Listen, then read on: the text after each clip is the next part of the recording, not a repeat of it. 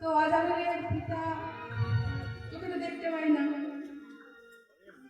কে এসেছে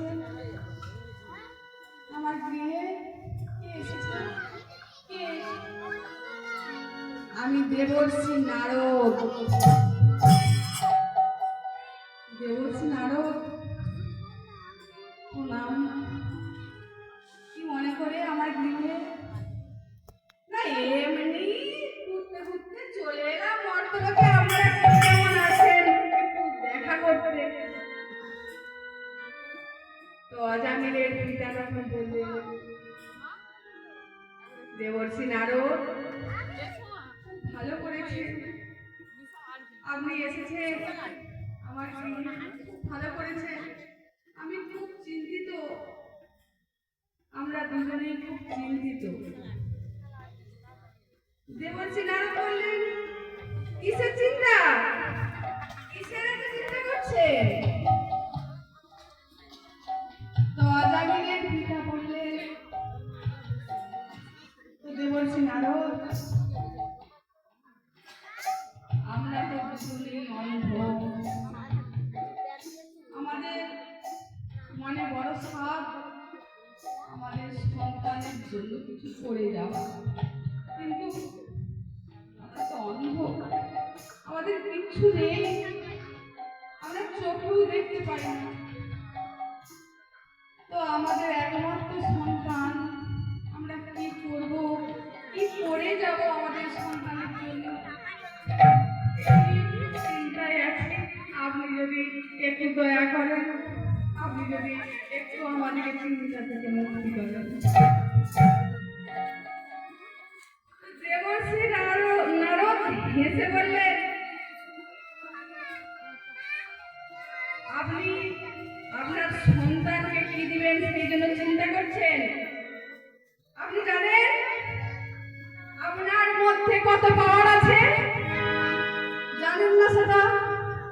আপনি যদি মনে করেন যেটা দিবেন আপনার সন্তানকে, যদি মনে করেন স্বর্গের সিংহাসন দিবেন, সেটাও দিতে পারবেন না, সেটা জানেন না।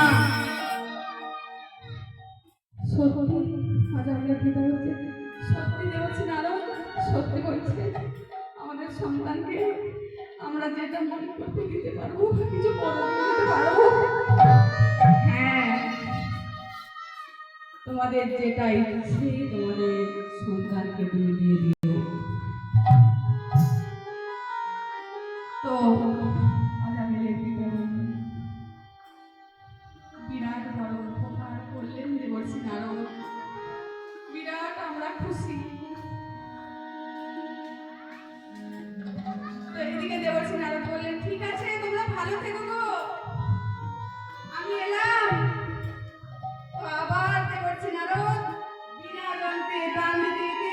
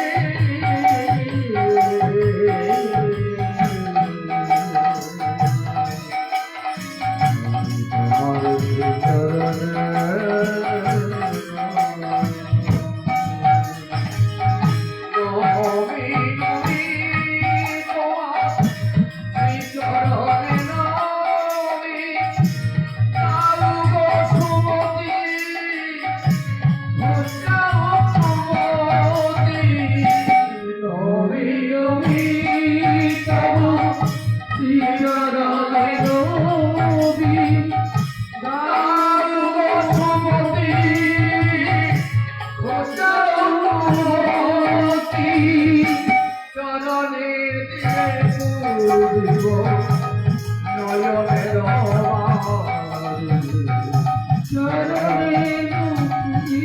দিব নয়নের চরণে দিব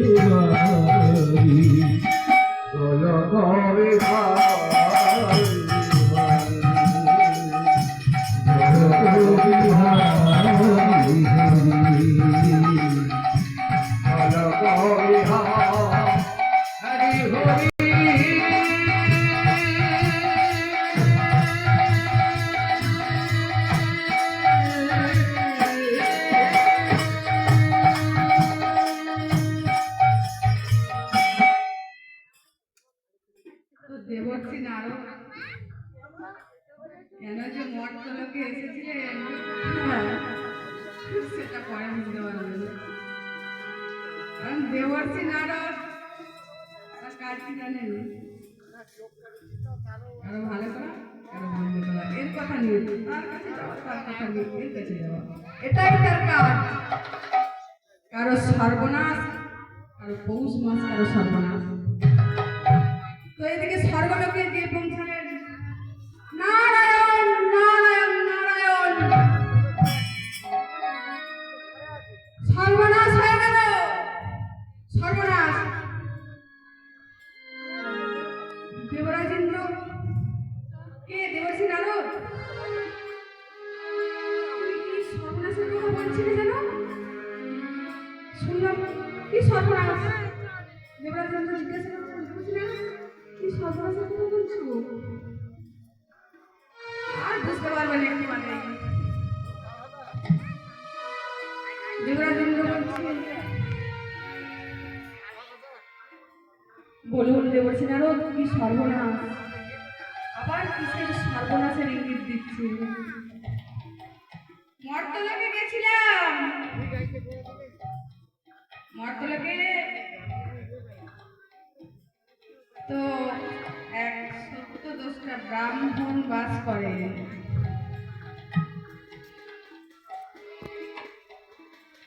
তিনি তার সন্তানকে কিছু বর দিবেন।